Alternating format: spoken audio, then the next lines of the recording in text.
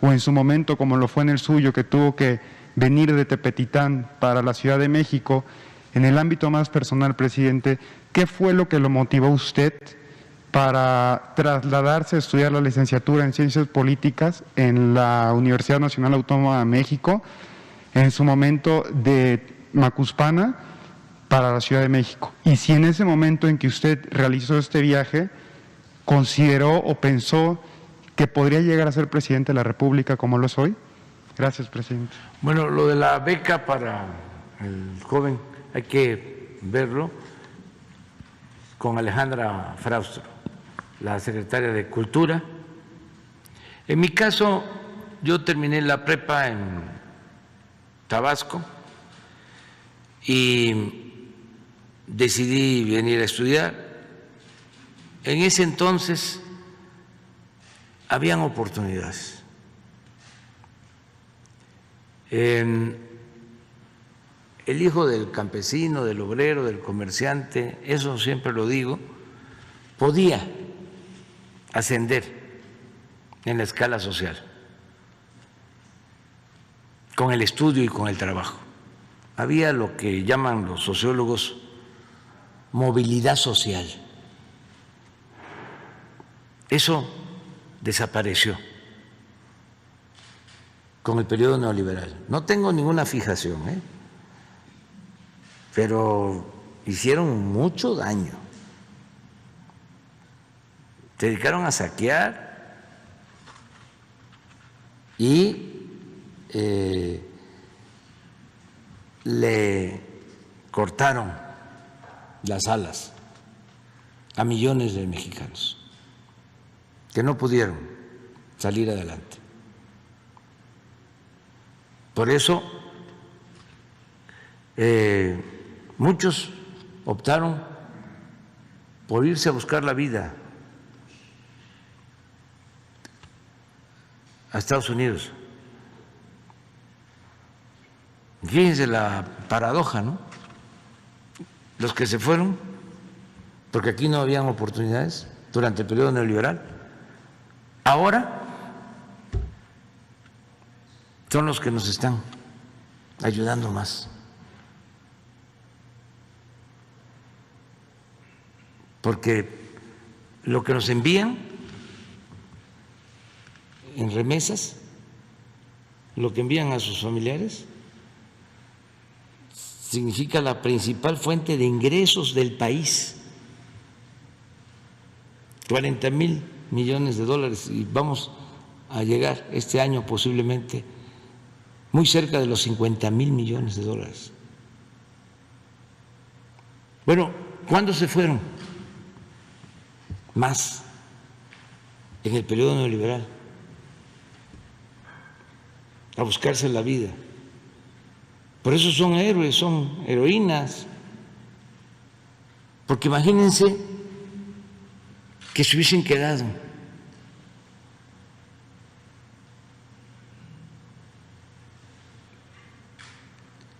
si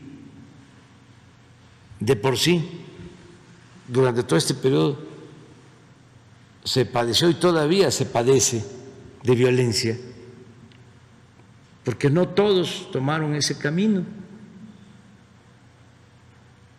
otros tomaron el camino de las conductas antisociales. Por eso también creció la delincuencia como nunca en el país.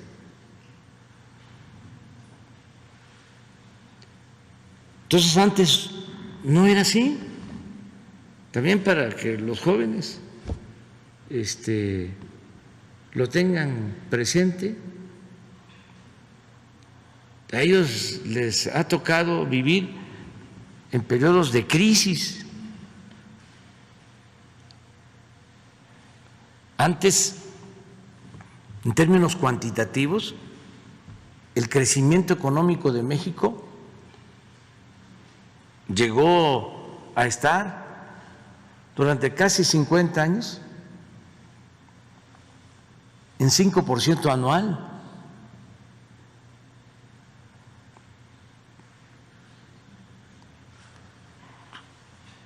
desde el 64, no, desde el 58 hasta el 70, 2 sexenios, cuando estuvo de secretario de Hacienda Antonio Ortiz Mena, 6% de crecimiento anual, que le llamó el milagro mexicano, desarrollo estabilizador, sin inflación, sin devaluación, sin endeudamiento. Luego con Echeverría y López Portillo, aún con desequilibrios macroeconómicos, con devaluación, con inflación, se creció también al 5% anual. Entonces, los de mi generación, de los estados que venimos a estudiar aquí, pues era una fábrica de sueños, la Ciudad de México, hospitalaria, fraterna, como siempre.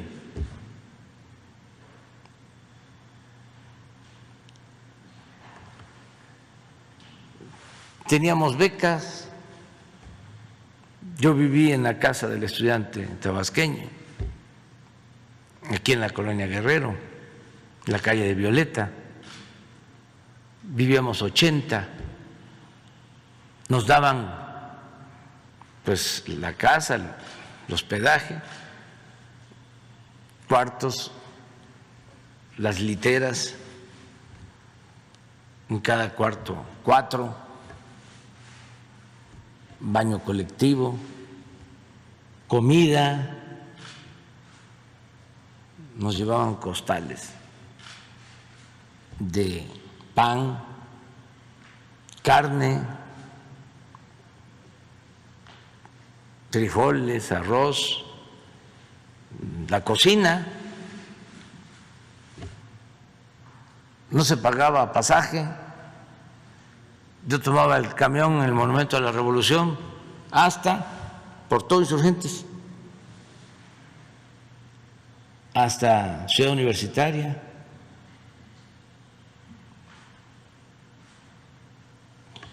De cada 10 que presentábamos examen,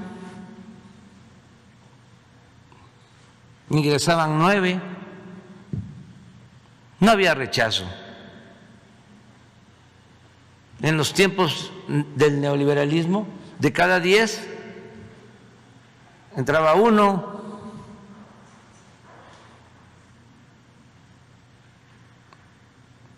Entonces, ¿qué queremos ahora?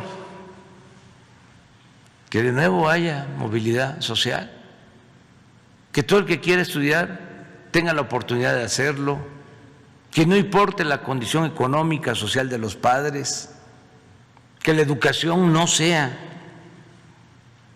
un privilegio,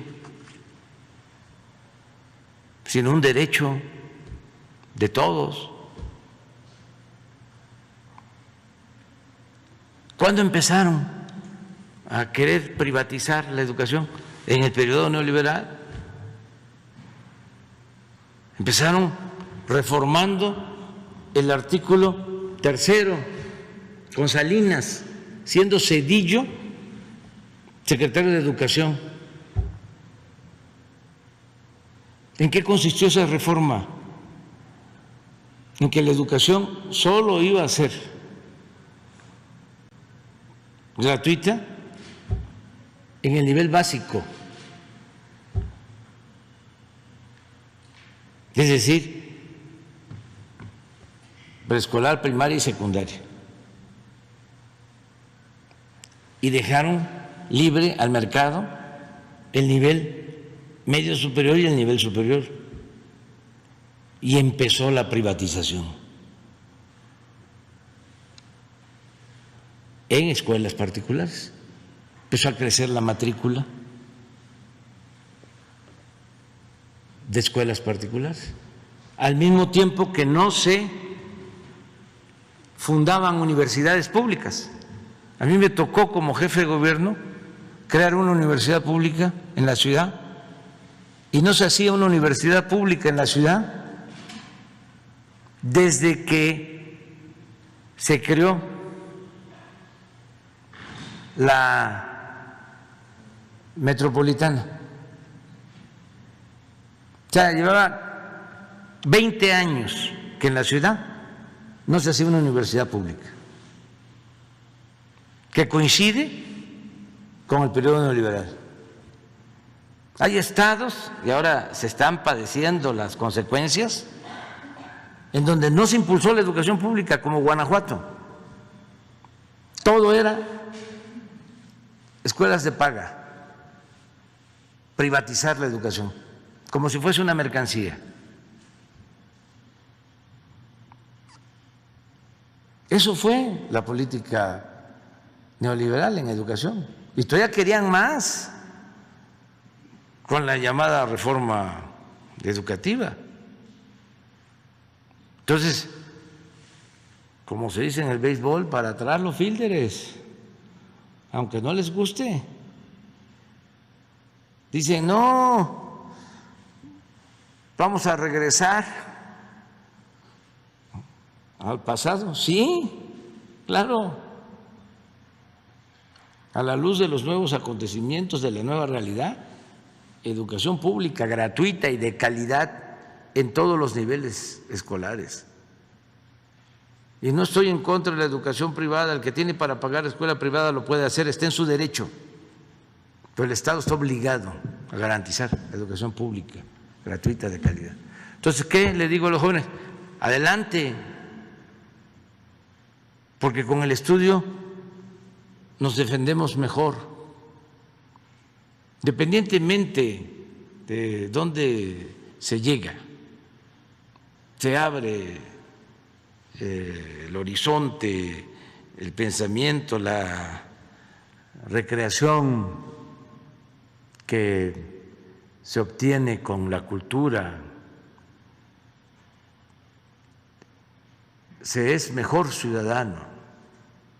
Y además se dice, bueno, ¿para qué estudio si voy a terminar una carrera y no voy a tener trabajo? Sí, hay que procurar que todos tengan trabajo, pero se defiende más el que estudie que el que no estudie. Tiene más posibilidades, tiene más oportunidad. Entonces hay que estudiar, no abandonar la escuela. Y también aprovecho, ya no hay que estar ahí enfrente al televisor o al internet y encerrado y solo con los aparatos y comunicándonos con otros, en el caso de los jóvenes, de los adolescentes, sin tener la relación, sin socializarnos, sin tener la educación presencial. Ahí vamos poco a poco, pero tenemos que regresar a eso. No hay nada que sustituya la escuela. Y ánimo, hay que echarle ganas. Sara.